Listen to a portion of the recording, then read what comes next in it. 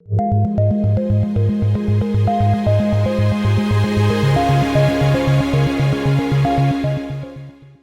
ladies and gentlemen, it goes without saying that development cooperation is going to be an absolutely critical part of ensuring that the global energy transition is successful. And our next session is dedicated to that topic, to a high-level trialogue on the role of international cooperation in achieving the Sustainable Development Goal of affordable and clean energy. That's SDG 7.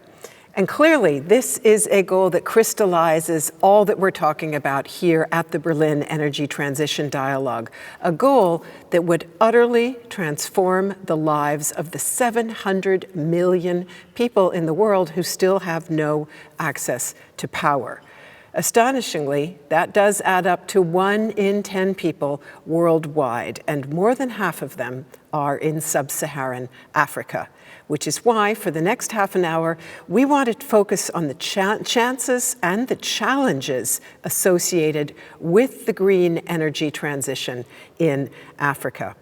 And joining us online for this dialogue is a renowned special representative of the UN Secretary General for Sustainable Energy for All. She's also co-chair of UN Energy and serves as a commissioner for the Global Commission to End Energy Poverty and the co-chair of the COP26 Energy Transition Council. It is a great honor to welcome Damilola Ogunbiyi. Wonderful that you can join us for this discussion.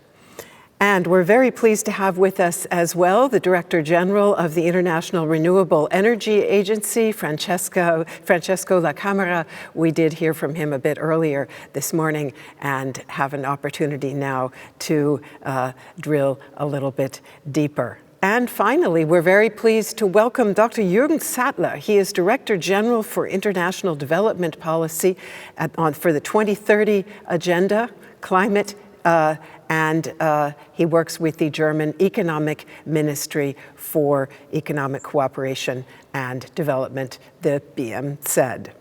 So in recent years, in fact, the German Federal Ministry has seen a doubling of the development cooperation budget and also a reshaping of its program to fully align the goals and the work of the ministry with the 2030 agenda.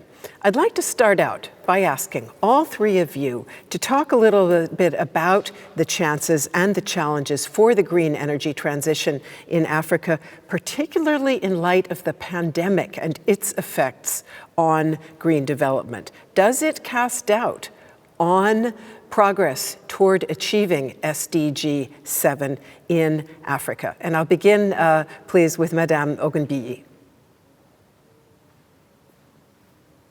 First, I'd like to say thank you very much for having me today, and thank you for putting a lot of things in context.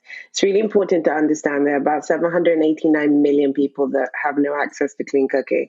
But more stunningly, there's 2.8 billion people that have no access to clean cooking, of which 900 million reside in Africa and 535 million reside in Africa that have no access to electrification. It's important to put it in this context because it means that these are the people you can't just stay at home during a COVID pandemic. This also affects women more than it affects men, and it affects children a lot more as well. But what we are trying to make sure in terms of Sustainable Development Goal 7, access to affordable, reliable, sustainable, and modern energy, is that if we make sure that that is achieved by 2030, it also helps all the other Sustainable Development Goals like energy, healthcare, and all the other things we're trying to do. It's also critical for recovering better, right? We are at a certain point where everyone's talking about green recovery, but investment in sustainable energy is one of the quickest ways to get there. As my colleague Francesca would say, for every 3.5, you get 3.5 jobs in the renewable sector compared to the fossil equivalent. But when we're talking about the just transition in Africa, it's important to note that that is unique to what will happen in Africa and what will happen in developing countries. And we all have a responsibility to develop what will be the transitional plans for Africa, which might differ from the global north. But what is particular is that we know that investment in clean energy will increase GDP, increase jobs, and that's the narrative we must take in terms of making sure that Africa develops green. Thank you. Thank you very much. And Director General Lakamera, let me come to you with the same question. Whether you are concerned that the pandemic and its effects could slow down progress toward SDG 7 in Africa, where fulfillment of that goal is so very much needed. Thank you. And happy to be with you again, Melinda, and my colleague Damilola and my colleague from the German Ministry. Happy to be with you. So naturally the challenge is there that I think the pandemic has affected the developed country, but is affecting and more dangerously the developing country, and this means Africa. At the same time, it gives an opportunity for making the change happen more rapidly, where this cooperation in fighting the pandemic can be also a way where the country from developed and developing country may join hands and trying to work together. So there is naturally a danger coming from the pandemic, but at the same time, there is an opportunity. We think that, first of all, we have to consider that we are not dealing only with one Africa, because Africa is many Africa altogether. So the receipt that we put in place has to take into account of the diversity in the continent. One of the aspects is that the challenges that we have not to work, in my point of view, on incremental steps, but we have to try to work and be ambitious also when we look at Africa and make the changing happening, and having already in mind what is the energy system of the future where all we have to go. So we need to be strategic and ambitious, and this is a message for the African governments. You know, last year, 70%, more than 70% of our capacity installed was renewable. But in Africa, only 2 gigawatts. So a very small quantity. So, and this is a challenge because the number has been just said by Damilola. The numbers are very high. There are too many people that don't have the basic, enjoy the basic energy services and cooking and other. So it's imperative that we today support Africa to develop also its internal capacity. This is another challenge. Human, institutional, financial, to be able to meet their growing needs. The critical aspect is the creation of enabling framework and the risking to attract private investment.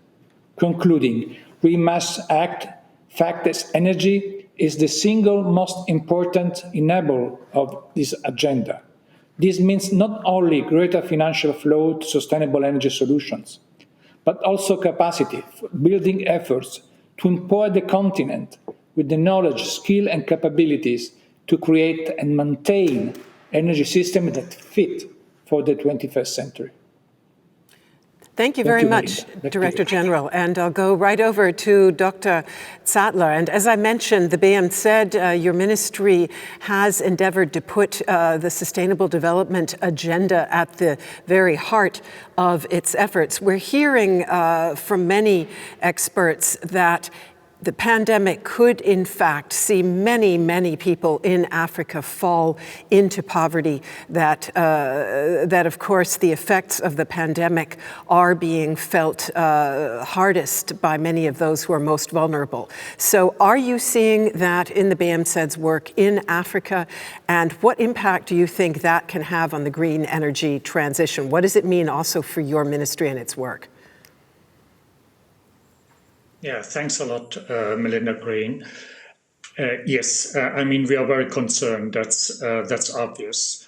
But first, I would like to reiterate what others have said, the big opportunities for Africa. So Africa is the continent with the highest potential for renewable energy.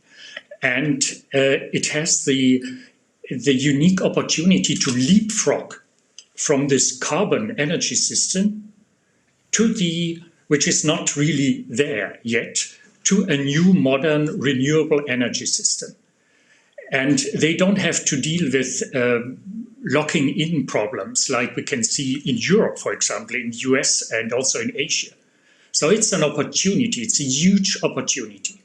But of course, COVID doesn't make it easier.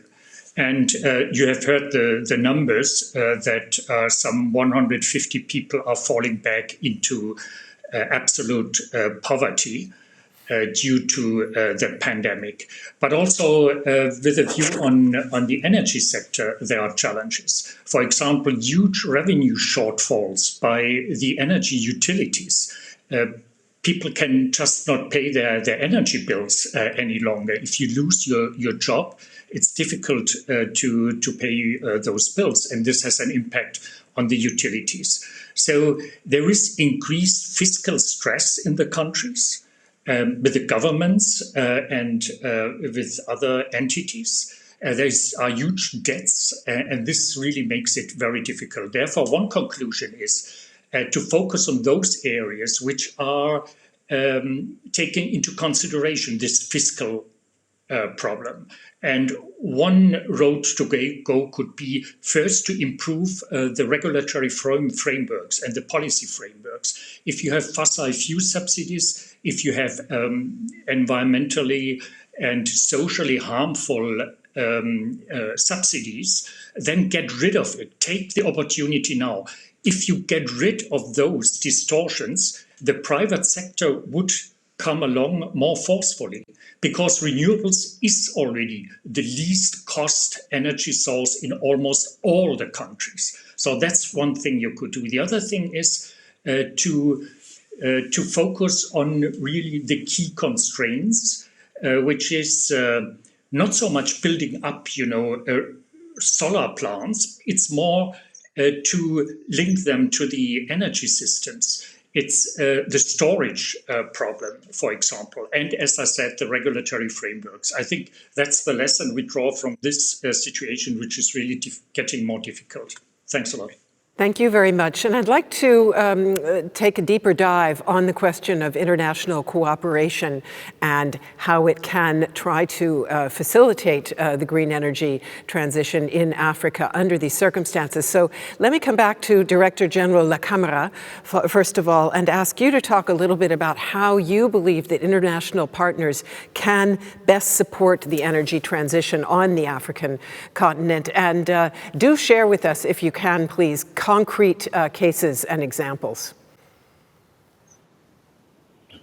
Sure. So first of all, we have to say that also the African country has to help themselves. And Jürgen, I'm saying very clear that it's very important that the legal environment is ready to attract foreign investment, because we all know that the public budget is shrinking. So it's very important that we bring the money that may come from private companies. And Africa has also all the possibility. We have just to remember that among the top 10 fastest growing economy in the world, in 2020, 5 are for Africa. And this will mean that the Africa energy demand will be also growing. But and these are just facts. But and the continent, in the same time, has 1,000 larger potential of this projected demand concerning renewables. So the potential is all there. So we have to be able to find way to make this happening.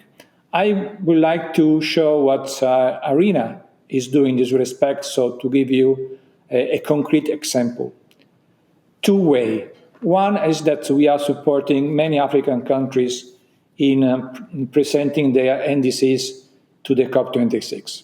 This means not only raising ambition or other, but working with the African countries in make their own energy planning, in working on their MERV, so controlling also the result of the implementation of the plan. So this is a very important action that we are taking, also assessing regularly the potential of renewable in this country. And this report that we have been signing together with the German government give many ideas on how this is possible.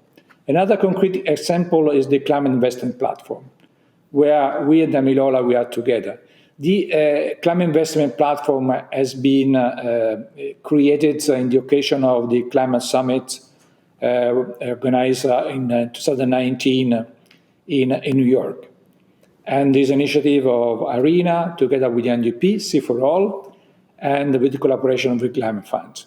What we are trying to do is build a pipeline of bankable projects, and we have already 200 bankable projects that are ready to look for financial contribution. From the other side, we have grouped 300 partners, including the main multilateral financial institution, private companies, developing agency, development bank. So we will organize, starting from the next year, 14 investment forums in all our region, and 5 of this sub-region are in Africa. We are also, as IRENA, ready to open a new facility together with the Abu Dhabi Development Funds, and there are more than one institution, banks, and development funds that will be part of this initiative. This will mean that probably we'll be ready to spend 1 billion investment per year, at least from our side, in the developed country, naturally including Africa. I hope that this could be a concrete initiative that show a way how we can make possible funding, making the matching between the needs and the resources needed. Back to you, Melinda. Thank you very much. And let me perhaps go to Madame Ogunbiyi to get your take on those initiatives, and then also a perspective from you on both sides of the partnership. So what are African countries looking for from international partners, and what should international partners, including the UN, be expecting from African countries in trying to bring the green energy transition forward under the current circumstances? Okay, thank you for the question. Again, I think it's really important to know, though, as you tell African countries to raise ambition, there also needs to be something on the table. We're not talking about a few billion, we're talking about to get to a point of universal access, you need about 30 billion every single year till 2030. That currently is not on the table in terms of financing, and it has to be. We have to make this a global effort. We have to take on universal access like we've taken on the COVID vaccine, and it's not there yet. I mean, it's really important to note that Africa as a continent is responsible for less than 2% of global emissions, but it is getting the effect of climate change a lot more disproportionately with the rest of the world. So as we tell African governments to have policies and regulations which are very key, something else has to be on the table. The private sector that are going to come in place have to be in place. And that's why I'm really looking forward to this year being the year of energy. We have a high-level dialogue on energy, which is the first time in 40 years in the UN, where we're going to talk about concrete steps to really drive innovation and make sure universal access is a clean energy transition story. The other issue, obviously, as people like talking, and they talk about the transition and access as two different things, but in African countries, it's the same thing. So as a country tells you how they're going to do their transition, they have to tell you how they're going to power people as well. And that's what we're really recommending. We also have the COP this year focused on an energy transition campaign, which infuses energy access. But the truth of the matter is none of these things cannot be done without finance and investment quickly from the global audience in any forms, either risk guarantees, local financing, results-based financing. There's so many different instruments that can come in. And as Francesco said, we are working on the climate investment platform as well together. But I feel that globally we're a bit fragmented on our approach with Africa. We need to come together and as a global audience think big and not thinking kind of small portions of technical assistance, but bigger global responses.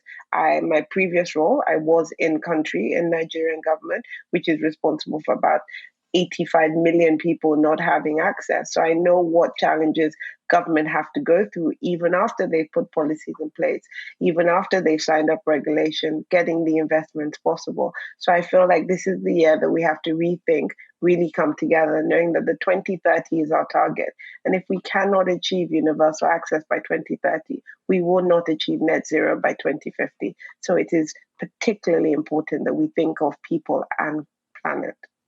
Thank you very much. A very important equation there. If we can't achieve universal access by 2030, we don't get to our decarbonization goal.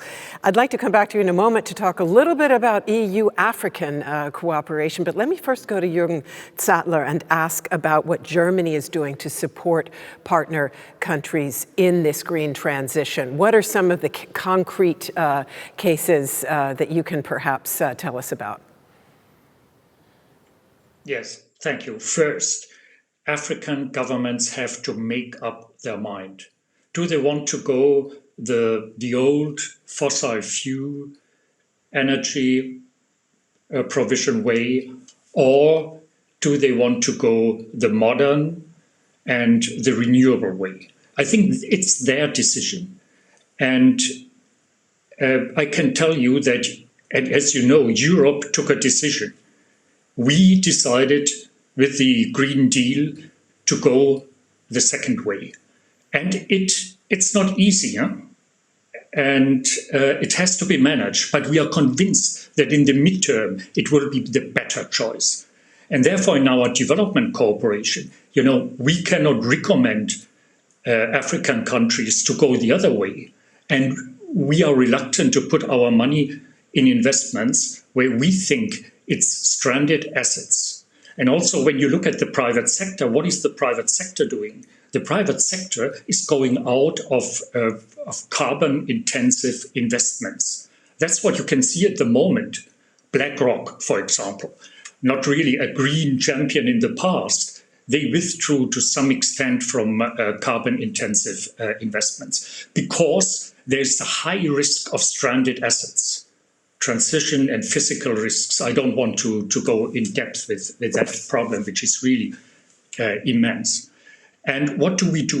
We act on two levels. The first one is the multilateral level, and the second one is the bilateral one. The multilateral first. We will have the spring meetings in only 4 weeks' time. We'll talk about an early replenishment of the poor country window of the World Bank. We will put, at an earlier stage, lots of money into that window. It has to be negotiated what role the energy sector will play.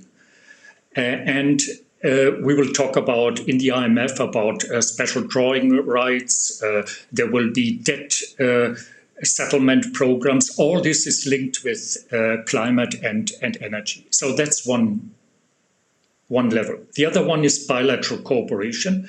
There, we have a cooperation with 32 African countries in the energy sector. We also have a number of initiatives. I don't want to take your time outlining all of them. For example, we have a model village in Senegal, which runs 100% by renewables. We have a green citizen energy program for African communities with some 500,000 people connected. We invest in hydrogen in Africa, for example, in Morocco. But perhaps most importantly, we want to focus more on partnerships because, I'm convinced there must be a political will on both sides. It's not just that we don't want to buy, these kind of reforms. There must be a conviction of both sides. And we want to work in particular with governments who want to go that way. And we already have partnerships with middle-income countries. We could imagine to extend them to African countries and then really to join forces and to bring together our expertise, our money in a bilateral way and in a multilateral way. Thank you. Thank you very much. And with just a few minutes left on the clock, let me go back to Damilola Ogunbiyi, and ask you to say just a little bit about two different SDGs and how they interact in the EU African cooperation. And I'm talking about not only SDG 7, clean energy, but also the SDG that is dedicated to partnership. We're hearing the EU talk a lot more now about partnership with Africa. It is one of the focuses of the current EU Commission. What about the EU? What steps would you want to see it take if it is serious about partnership with Africa and SDG 7? I mean, just like I've been saying, the bold partnership comes with financing. I mean, I'm really glad that the colleague, the DG from Germany, made it very clear that they want to be partners with African countries that want to come forward. And that is great. And there are quite a few African countries now that have taken the steps to either remove fuel subsidies, or you've seen in a lot of post-COVID plans insisting on solar connections. But again, that comes with financing. And I think that's what EU can bring: capacity building, financing, and also helping the countries determine what their transitions are, just like Germany determined what its transition is, and knows that by doing that, they also use a number of transitionary fuels to get there. I think what is happening is not that countries don't want to go renewables. They want to know how they transform their power systems to be able to take renewables. And that's one of the key things we should help them with, just like Francesco was saying. So for me, the EU-AU partnership is absolutely critical in terms of enforcing that, the only way and the best way to go for your economy, not just climate, is to recover green. But these are the key steps on how to do it, and stop looking at Africa as a country, but it's a continent with some very, very unique things. And what happens in Senegal might not work in Kenya, which might not work in Rwanda, right? So you have to take each country at the same time. But what I can assure you, and what's going up well with the EU-AU, is that people are listening to each other and coming up with solutions that actually suit Africa. And that is very encouraging, because I haven't seen a lot of that going on, with other types of discussions. And that's why even at the UN, the high-level dialogue, having African countries in the conversations, because what you typically have, unfortunately, is people determining things without going on ground and understanding the peculiar ways. I don't think Africa is the continent that's going to leapfrog, because I don't think you can leapfrog if you don't have enough money. But I think if the global audience come together and say, these are the instruments to make Africa leapfrog, it will actually happen with having Africans firmly into the discussion. Thank you so much, much, Madam Ogunbiyi. Thank you very much to Francesco La Camera, and also many thanks to Jürgen Sattler for this very thought-provoking and insightful discussion about energy partnership with Africa and how that can help us move forward on SDG 7, so important for a continent in which many, many millions have no access whatsoever to power. I'm grateful to all of you for taking part in this session.